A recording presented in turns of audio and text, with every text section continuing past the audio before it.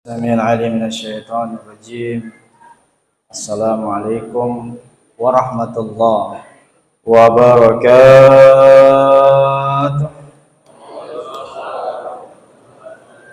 الحمد لله رب العالمين الواحد القهار العزيز الغفار مكور الليل على النهار تبصرة لأولي القلوب والأبصار.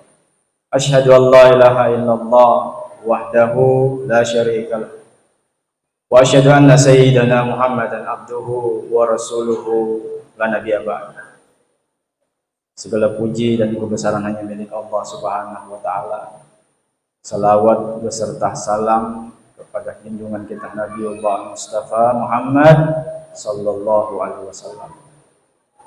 Hadirin dan hadirat akan berkah Allah Subhanahu wa taala. Panitia masjid, pengurus masjid, kami ucapkan terima kasih atas kesempatan yang diberikan kepada kami untuk bisa saling sharing, saling berbagi, agar supaya kita bisa sama-sama selamat. Selamat maka selamat. Selamat dan menyelamatkan. Hadirin dan hadirat akan berkah Allah Subhanahu wa taala. Kita mungkin bertanya-tanya, apa itu tarekat? Kenapa harus bertarekat? Tarekat berasal dari asal kata taraka yatruku tariqah, yang bermakna jalan. Jalan yang tercepat menuju kepada Allah Subhanahu wa taala. Hadirin dan hadirat melakukan berkah Allah Subhanahu wa taala. Jadi kita berada di naungan Jam'iyah Ahlut Tariqah Al-Mu'tabarah An-Nahdiyah, di bawah naungan Nahdlatul Ulama. Ada kurang lebih 44 macam tarekat ya, yang kita kenal biasa mendengar Qadiriyah. Jadi Qadiriyah ya, bukan Qadariyah. Qadiriyah atau tarekat Syaziliyah, Rifaiyah, Dasukiyah, Khalwatiyah, Sammaniyah, semuanya sama-sama mempunyai tujuan yang sama agar supaya bisa cepat sampai kepada Allah Subhanahu wa taala. Dan tarekat ini tarekat penggabungan dua tarekat besar. Dia Tomo Qadiriyana, dia Tomo Naqsyabandiyah. Jadi tarekat Qadiriyah wan Naqsyabandiyah disingkat TQN. Perlu kita ketahui bersama, asal muasal tarekat Qadiriyah wan Naqsyabandiyah ini pada abad 16 yang diolah ya, dikembangkan oleh Syekh Ahmad Khatib Syambas Ibni Abdul Ghaffar di Makkatul Mukarramah, dari guru mursyidnya Qadiriyah dan guru mursyidnya Naqsyabandiyah. Jadi beliau menggabungkan. Kemudian dari beliau inilah mempunyai dua khalifah besar yang pulang ke Indonesia untuk mengembangkan, mensiarkan, yang sebagaimana tadi kita dengarkan, melestarikan, mengamalkan, dan mengamankan. Siapa itu? Yang pertama adalah Syekh Abdul Karim Banten. Jadi beliau di daerah Banten dan sekitarnya. Kemudian Syekh Talha Kalisako Cirebon, daerah Jawa Barat. Jadi satu Jawa Timur dan satu Jawa Barat.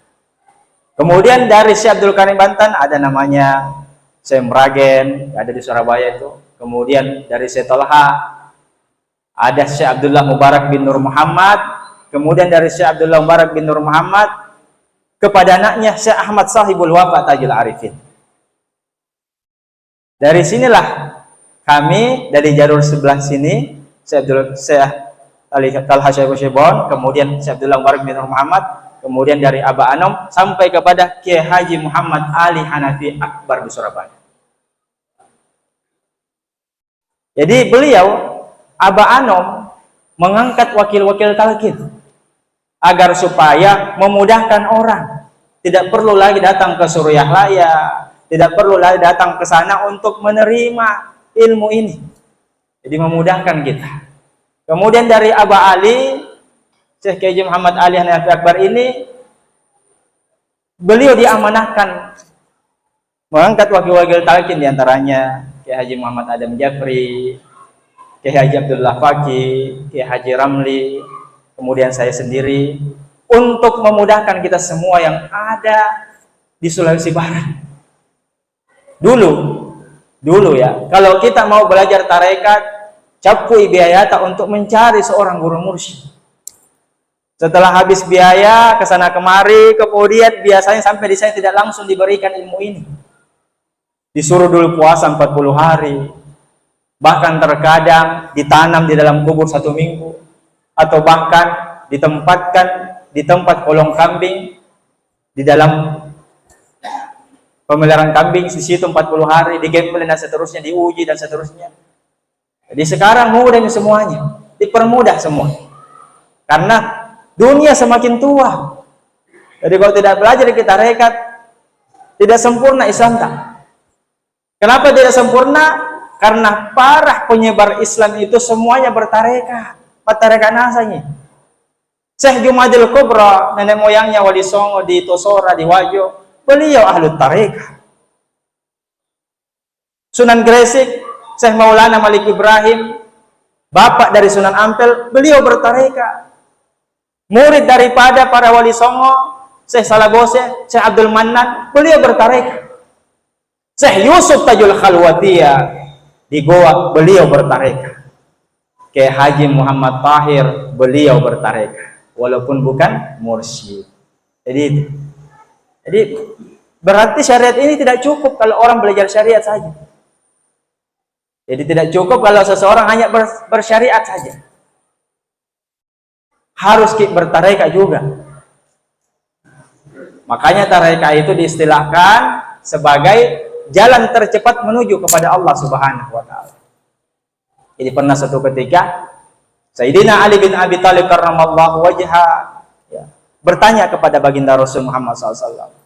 Ya Rasulullah, ayyut tariq akrabu ilallah wa ashaluha ilallahi azza wa jalla.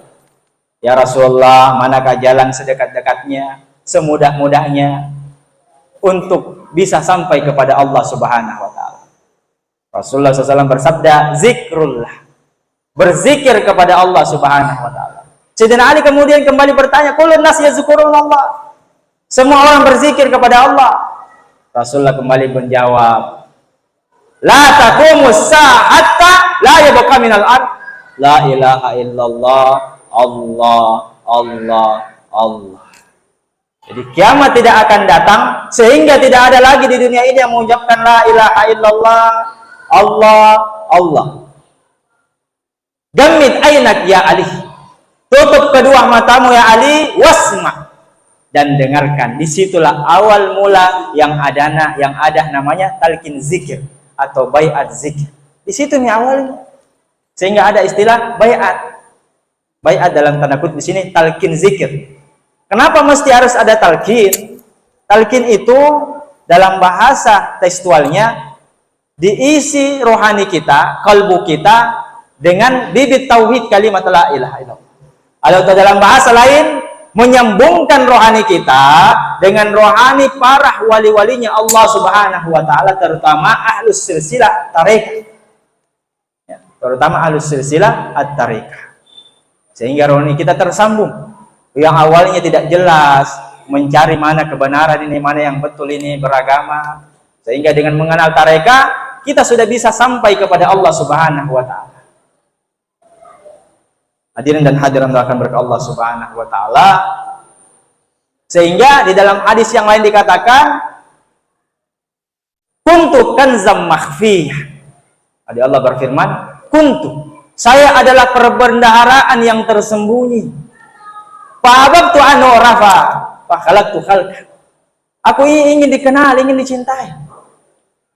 Fa khalaqtu khalqan, maka aku menciptakan manusia, kita semua diciptain. Fabi arafuni, agar supaya aku dikenal. Bagaimana cara mengenal Allah Subhanahu wa taala? Al insanu sirri wa ana sirrahu. Aku adalah rahasia manusia dan manusia adalah rahasia. Bagaimana cara mengetahui ini kalau tidak bertarekat? Harus bertarekat. Karena 3 fondasi agama kita sudah tahu. Yang pertama adalah rukun Islam, fondasi kedua adalah rukun iman, yang ketiga adalah rukun ihsan. Ini yang jarang dipelajari orang. Yang banyak dipelajari orang ilmu fikih, itu rukun iman Islam itu. Bagaimana cara sholat yang benar, bagaimana cara bertutur kata yang benar di dalam bersyariat dan seterusnya. Bagaimana cara mengimani, iman kepada Allah, iman kepada Rasul-Rasulnya, iman kepada kitab-kitabnya. Tapi satu yang jarang orang pelajari adalah al-ihsan. Apa itu ihsan? An ta'budallaha ka'annaka tarahu fa illam takun tarahu fa innahu yaraka. Engkau menyembah Allah seakan-akan engkau melihatnya. Fa illam takun tarahu, jika engkau tidak melihatnya, fa innahu yaraka. Sesungguhnya Allah melihat. Jadi kalau tidak belajar ke ihsan, tidak belajar ke tarekat, berarti kita tidak bisa belajar ihsan. Jadi tarekat itu sekali lagi adalah jalan yang tercepat menuju kepada Allah Subhanahu wa taala. Saya berikan perumpamaan, kalau seumpama di luar sana ada jalan. Jadi ada jalan di bawah, ada jalan di atas. Jalan di bawah itu lalu lalang orang tapi banyak kendaraan lewat. Yang di atas tidak ada kendaraan. Mana yang kita pilih? Tentu kita memilih jalan yang di atas. Jalan di atas inilah jalan tarekat atau jalan hakikat atau jalan ma'rifat. Seseorang tidak akan bisa bertarekat kalau tidak dibaiat, tidak ditalkin. Jadi harus dibaiat, harus ditalkin, disambungkan rohani kita dengan rohani guru-guru mursyid sampai kepada Sultan Aulia Syekh Abdul Qadir Al-Jilani, sampai kepada baginda Rasul Muhammad SAW, sampai kepada malaikat Jibril, sampai kepada Allah Subhanahu wa taala. Hadirin dan hadirin melakukan berkah Allah Subhanahu wa taala. Yang terakhir, Rasulullah SAW pernah mengatakan kepada para sahabat, jaddidu imanikum, perbaharui iman-iman kalian. Para sahabat kembali bertanya, kaifa jaddidu imanina ya Rasulullah? Bagaimana caranya kami memperbaharui iman kami ya Rasulullah? Rasulullah SAW bersabda, bikathratil qaul la ilaha illallah. Banyak-banyaklah mengucapkan kalimat la ilaha illallah. Kita ini akan kembali kepada Allah Subhanahu wa taala. Kita menginginkan agar keluar masuk nafas kita, ketika kita hembusan nafas terakhir kita, mulut kita tidak lain mengatakan kecuali kalimat tauhid la ilaha illallah atau Allahu Allah. Bagaimana caranya? Mutu qabla an tamut. Belajarlah mati sebelum kita benar-benar dimatikan Allah Subhanahu wa taala. Kenapa harus kalimat la ilaha illallah? Nabi SAW pernah bersabda, afdalu qultuhu wan nabiyyuna min qabli la ilaha illallah. Seabdal kalimat, seutama-utama kalimat apa yang aku ucapkan dan Nabi sebelumnya mengucapkan, yaitu kalimat la ilaha illallah. Kita menginginkan hal seperti itu. Jadi bagaimana caranya? Harus setiap hari, setiap sholat mengucapkan zikir ini, kalimat la ilaha illallah. Mengapa harus kalimat la ilaha illallah? Kenapa bukan subhanallah? Kenapa bukan kalimat takbir Allahu Akbar, kalimat tasbih, kalimat haukala la haula wala quwata illa billah? Karena kalimat la ilaha illallah itu, jikalau ada timbangan mizan, kalimat la ilaha illallah di sebelah kanan kita, di sebelah kiri itu dunia beserta isinya, maka masih berat kalimat la ilaha illallah. Maka sebagai kesimpulan, maka dikatakan kullu syai'in saqalah, segala sesuatu ada pencucinya. Inna likulli syai'in saqalah wa saqalatil qulub zikrullah. Dan pencuci hati adalah berzikir kepada Allah Subhanahu wa taala. Jadi zikir harus senantiasa diucapkan. Karena burung beo pun bisa mengucapkan la ilaha illallah. Bagaimana caranya? Tapi bagaimana caranya? Tidak seperti burung beo, karena burung beo itu ketika ada orang mau tangkapi, bukan kalimat la ilaha illallah ucap. Jangan sampai seperti itu, Ki.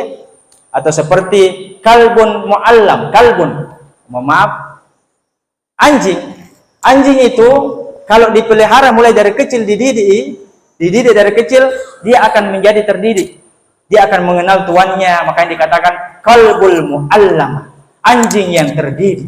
Tetapi binatang apapun itu, dididik bagaimanapun dia, kalau tidak dididik rohaninya, karena hanya binatang yang tidak terdidik rohaninya, pasti tidak akan bisa mengucapkan lahir dan batinnya kalimat zikir kepada Allah Subhanahu wa taala. Kita menginginkan lahir batin kita terdidik. Bagaimana caranya?